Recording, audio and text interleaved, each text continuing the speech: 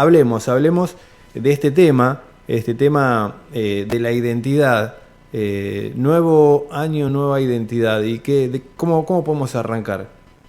A propósito de novedad, viste, de lo nuevo, del comienzo de año, siempre este, buscamos cosas que tendríamos que incorporar y una cosa que es uno de los pensamientos centrales de este mes, ahí el CBC La Voz, es lo de la nueva identidad. Y me propuse pensar sobre el tema porque yo creo que como en la mayoría de los casos, eh, las palabras van perdiendo tanto su esencia o su definición original, que uno termina usando conceptos que a veces indican o significan en la cultura actual algo completamente distinto. Y yo creo que hay una enorme confusión con el término. Lo primero que me gustaría hacer es decir, ¿a qué se refiere hoy la gente en general cuando se habla de identidad? Y se habla como algo que me une a otros, algo que me hace parte de otra... En realidad, cuando la gente habla de identidad hoy más que nunca, más bien están hablando de pertenencia, ¿ya? O sea, yo soy latino, yo soy de River o de Boca, yo soy de cierto género, yo soy de cierto partido, yo soy de cierta postura, ¿no es cierto? Yo soy esto, pero generalmente se están refiriendo a algo que me identifica o que me pone en línea con otros. Yo estoy a favor de esto, estoy a favor de esto otro. Entonces mi identidad está dada por a dónde yo pertenezco, a dónde yo estoy.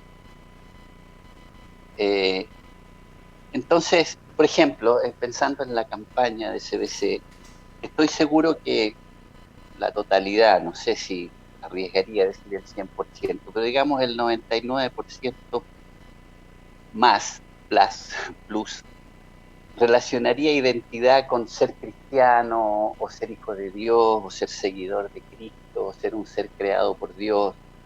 Es decir, siempre cuando se habla de identidad se refiere a una condición que me pone en conexión con otras personas o con otro ser. Y ese es un error de conceptos por lo siguiente, y vamos a ver una definición clásica o básica de identidad, que quiere decir, identidad es circunstancia de ser de una persona y no otra, ¿ya? La palabra clave aquí es ser y no otra. O sea, es algo que, que, que me permite, o sea, hay un conjunto de rasgos y características que me diferencian de otra. O sea, la identidad no es lo que me acerca, me une o me conecta con otros, sino que la identidad es exactamente lo contrario, es lo que me diferencia de Mm. otros seres humanos. Ujú. Entonces, ¿Cuánto si uno crees, dice, bueno, sí, Benjamín, dime. perdón, cuánto crees que, no sé si lo vas a hablar más adelante, pero como partiendo de la base de un ser humano, ¿cuánto crees que el colegio o los mecanismos de educación ayudan a la identidad? Bueno, me voy a referir precisamente a eso Bien. Ujú. como decía un profesor mío en la universidad y en Concepción. More on that in a moment. Ah, ok. Más sobre eso en un momento. Gracias de todos modos porque estabas anticipándote a algo que... Entonces, otra vez, hay que tener en cuenta que identidad significa qué es lo que me diferencia de otros, qué es lo que me hace singular, qué es lo que me hace único, cuál es ese conjunto de rasgos o características que me permiten ser distinguido de otras personas. Entonces, si yo digo que yo soy de Boca o de River, lo que estoy diciendo es yo pertenezco a un conjunto de personas que piensan y sienten lo mismo que yo. Entonces, eso no es identidad, eso es pertenencia. Yo Mm, pertenezco a un grupo de personas que sienten así. Yo pertenezco a un grupo de personas que se reconocen a sí mismos como cristianos, como hijos de Dios, como seguidores de Jesús. Todo eso son cosas que me unen al resto. Entonces la pregunta que tengo que hacerme cuando hablo de identidad es ¿a qué me refiero? Entonces, eh, en vez de que sea algo que me iguala, que me hace uno con otros tiene que ser algo que me distingue, que me singulariza, que me hace completamente diferente de lo demás. Y de la única manera, que es muy básica, pero de la única manera que yo puedo referirme a mi identidad, es decir, aquello que yo soy que nadie más es. O sea, número 1, soy Benjamín Olof Parra Arias. Ahora, a lo mejor hay en el mundo otra persona que se llame Benjamín Olof Parra Arias. Pero yo nací el 30 de noviembre de 1953, un día lunes a las 2 de la tarde. Viste, ya el universo se achica más, porque es muy difícil que haya otro Benjamín Parra que haya nacido el 30 de noviembre de 1953 a las 2 de la tarde, día lunes. Pero supongamos que en este mundo de miles de millones de personas haya alguien que se llame igual y que haya nacido el mismo día a la misma hora. Pero yo nací en Fernández Albano, 420, en La Cisterna, en Santiago, en Chile, en Sudamérica. Y ahí ya la singularidad es casi exclusiva. O sea, nadie que no sea yo se llama así, nació esa fecha, ese día, a esa hora, en Fernández Albano, 420, porque la única persona que nació ahí soy yo. ¿Me explico? Claro. A eso me refiero con identidad, es decir, ¿qué es lo que yo soy que nadie más es? ¿Ya? Y junto con eso tengo un código genético, tengo un desarrollo genético, un ADN único, singular, que no hay otro igual. Es como el tema de las huellas digitales, que son absolutamente únicas. Entonces, ya con esto he definido que sí es algo único. El código genético, yo personalmente pienso que esto lo diseña Dios. O sea, en ese sentido, Dios me hizo así. Entonces, Dios me dio una forma de ser, una manera de sentir el mundo, la vida, que aparte de todas esas otras singularidades que acabo de decir, me singularizan más todavía porque nadie es como yo soy. Me puedo parecer a otras personas y todo eso. Por eso, ahí termino como una primera introducción, después podemos hacer un comentario o dos sobre eso. Por eso yo desde antiguo no creí nunca en eso del zodíaco, ¿no? Yo soy Sagitario porque nací en noviembre, y Sagitario es así, y Sagitario con Tauro, con no sé, con todas las demás cosas. Entonces, claro, viste, la mayoría de los cristianos dicen, no, por supuesto, yo no creo en el horóscopo, como eso es del diablo.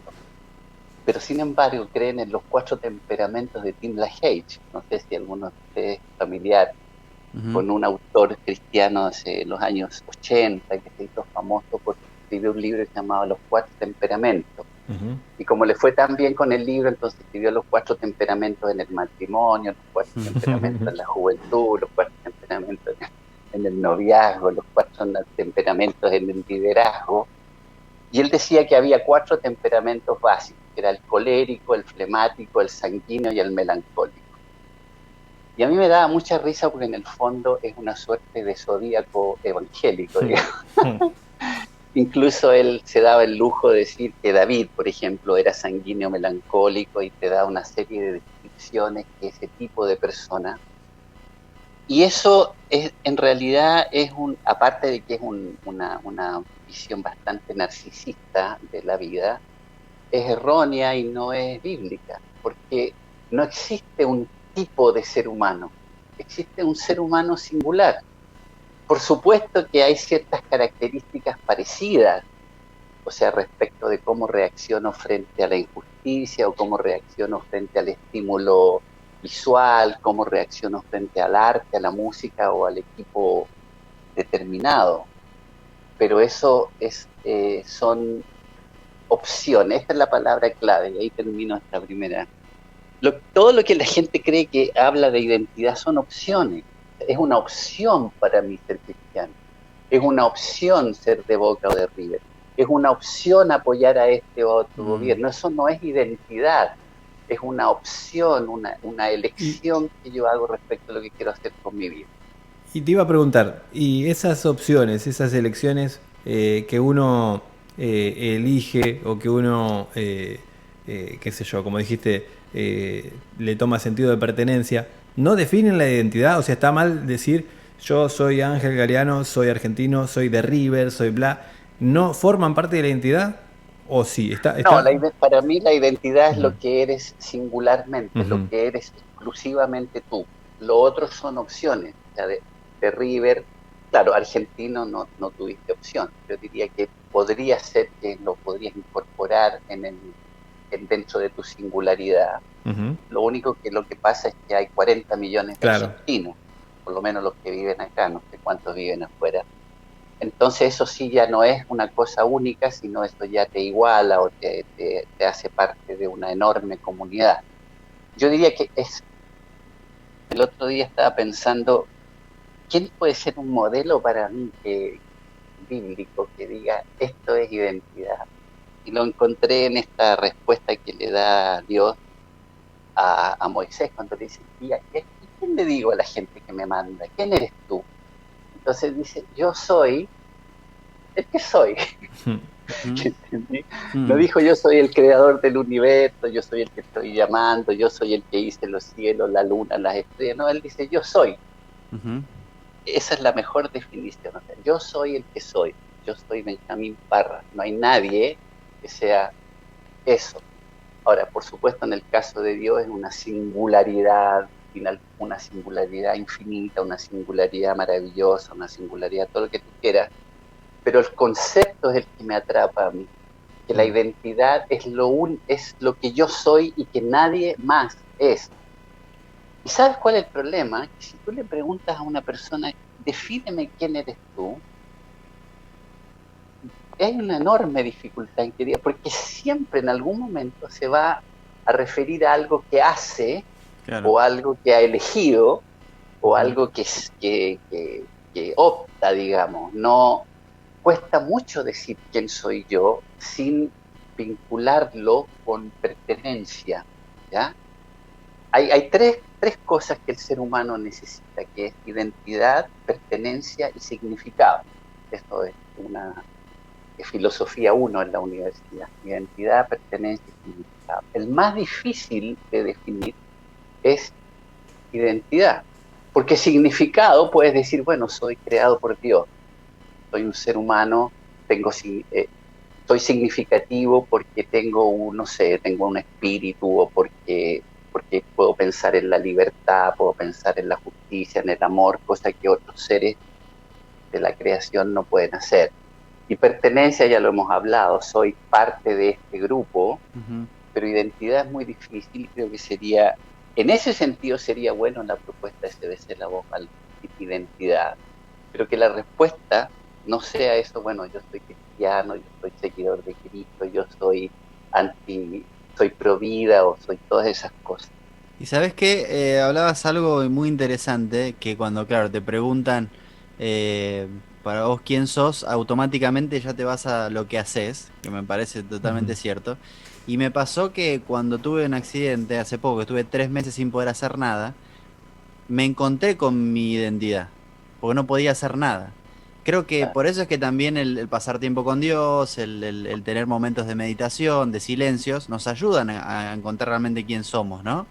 ujú. Y ¿sabes qué Exactamente. qué pensaba? Dime, Ahora, dime. ahora seguís con lo que te dice Gonzalo. Pensaba cuando explicabas todo en cuando un policía te para, ¿qué te pide? La identificación. Ujú. Y yo Identificación, pensaba, digo, sí. ¿qué hay en la identificación? O sea, ¿qué dice? ¿Qué datos hay en la identificación? O sea, en el DNI o en lo que tengas. Y pensaba, digo, está la foto de uno, está el nombre, está donde vive. O sea, todas cosas singulares que te hacen Claro. diferente del Sí, resto. claro, te dice tu sexo, te dice tu fecha de nacimiento, te dice tu nacionalidad. Y son cosas que no son atribuidas y Ujú, no son per se. Ujú. O sea, en ese sentido el DNI, el documento de identidad, es bastante cercano Mm. porque dice cosas que ninguna otra, por eso existe como tal, por eso sirve, porque no eres Ángel Galeano que es de sí. Colombia o un Ángel Galeano que es de Suiza, es único, porque aunque haya 1 millón de Ángel Galeano, hay uno solo que nació tal fecha, que nació en tal lugar, que vive en tal sitio y que tiene determinadas características físicas. Y en ese sentido interesante lo que menciona. Bueno, finalmente, para terminar como esta parte, porque esto era apenas como la aclaración del concepto de identidad, para aludir a lo que Gonzalo decía hace un rato, que antes al concepto de identidad, porque aquí después viene mi crítica social, antes se añadía o complementaba esta calidad de identidad, la complementaba con ciertos elementos constructores de un rol, de un ser comunitario, de un ser parte, ¿ya? Y esos elementos que permitían construir a esta identidad un lugar en el mundo era la familia, la escuela, la iglesia. Yo le agregué los libros porque soy porfiado. Acabo de escribir un artículo que se llama Ya no va a ser necesario pensar y leer, que se los recomiendo porque es una demostración de mi desesperanza que tengo con la generación presente y futura, respecto de que si la gente ya no lee y ya no piensa, ya tenemos una generación de gente que es un subproducto de otra cosa, que sería ya no el Homo sapiens, sino el Homo redens. Pero ya vamos a hablar de eso. Entonces,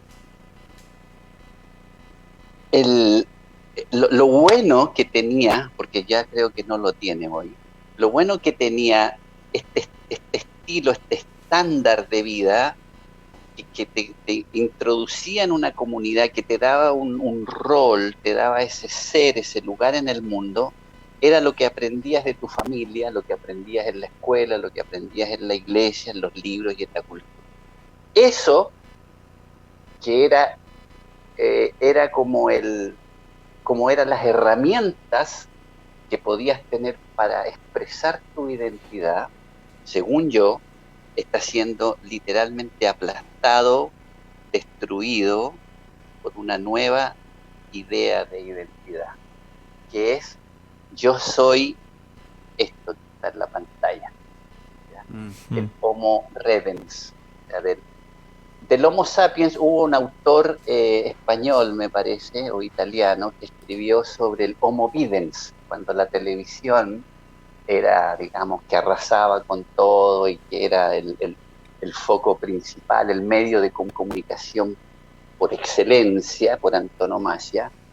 Él dijo que el ser humano se estaba convirtiendo de sapiens en videns, o sea, era lo que veía, no lo que pensaba, no lo que sabía, sino lo que veía. Y la verdad es que todavía es válido, pero hoy día está asociado además también al tema de redes, de aplicaciones y de memes y de videos y todo eso. Entonces, yo por eso propongo la proclamación del Homo redens, o sea, el ser humano que vive en torno a un universo que sí él cree que le da identidad. Hasta ahí vamos. No sé si, como andamos de tiempo, ya tenemos... Estamos ahí cerca. No sé si hay algunas reacciones. Quizás lo podemos... Me quedan 3 páginas. Quizás lo podemos continuar en la próxima... Sí. En la próxima charla, porque quiero explicar en qué consiste, o sea, por qué la identidad está siendo para mí aplastada, está siendo reducida, licuada en realidad. Hay un autor, Zygmunt Bauman, que él habla de la vida líquida, o sea, de la cultura líquida, que ya no existe una forma sólida, una forma consistente de pensar el mundo, sino que somos como el agua, que se acomoda a cualquier contenedor. Puede ser alargado, puede ser grueso, puede ser cuadrado, redondo.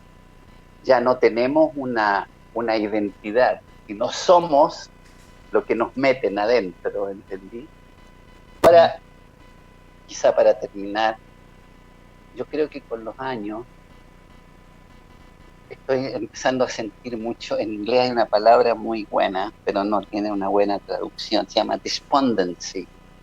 O sea, es como entrar en un periodo como de pérdida de la esperanza, como decir, estoy abrumado, estoy abatido, yo creo que esto no tiene vuelta. Y a veces me enoja un poco esa superficialidad de la mayoría de la gente cristiana que cree que con el discurso de la transformación, el discurso del cambio, el discurso de la conversión, creen que van a convertir el mundo en algo mejor. Y la razón por la que encuentro que es algo que, o sea, que es una falacia, que no es una mentira, sino es algo que no es real, que se afirma, no es que sea una mentira intencionada, sino se dice algo que es algo que no es, porque la mayoría de los cristianos son subproducto de este Homo Redens. O sea, ellos mismos son subproducto del Internet, de las tendencias globales, de vivir en esta lógica, ¿no es cierto?, de la pantalla. Entonces es imposible que tú puedas salvar a otros de algo que lo destruye en cuanto a su identidad si tú mismo estás en esa lógica, ¿me entendí? Yo siempre he usado esta expresión de que si tú quieres criticar la baldosa sobre la que estás parado, tienes que cambiarte de baldosa. O sea, no puedes criticar la baldosa en la que estás parado si estás usando los mismos parámetros y los mismos paradigmas de la baldosa. Porque es imposible, no puedes criticar tus paradigmas usando tus propios paradigmas, usando los mismos paradigmas, ¿me entendí? O sea, yo no puedo decir que la Tierra es plana, si yo creo que la Tierra es plana, ¿me entendí? No puedo cuestionar eso, tengo que salirme del concepto y cuestionarlo. Y si hay un grupo más impermeable a cuestionar sus paradigmas, son los cristianos evangélicos, porque ellos se consideran que tienen la mente de Cristo y la verdad absoluta, por lo tanto todo lo que piensan y lo que sienten es irrebatible. Entonces no hay manera de tener un diálogo crítico. Ahora, por eso yo comienzo diciendo esto, para terminar, que siempre mi mirada es crítica, porque la crítica y la duda son los elementos que potencian la fe.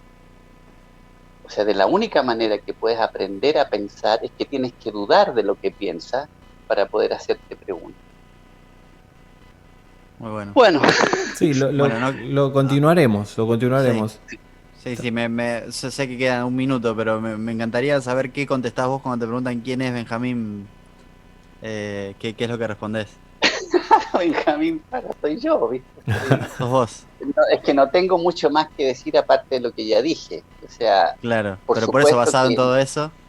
Sí, bueno, soy una persona que ama la lectura, soy una persona que tengo una mirada crítica sobre la realidad, soy un rebelde constante. Eso, todo mi conocimiento, toda mi lectura, toda mi formación me ha convertido en un rebelde, que antiguamente me criticaba mucho por eso, que la palabra rebelde está asociada a cosas feas en la Biblia, pero hoy por hoy la verdad me interesa tres pepinos. O sea, soy rebelde no sin causa, no como la película Rebelde sin causa. Soy rebelde y tengo razones para ser rebelde, y si alguien quiere escuchar mis razones, aquí estoy.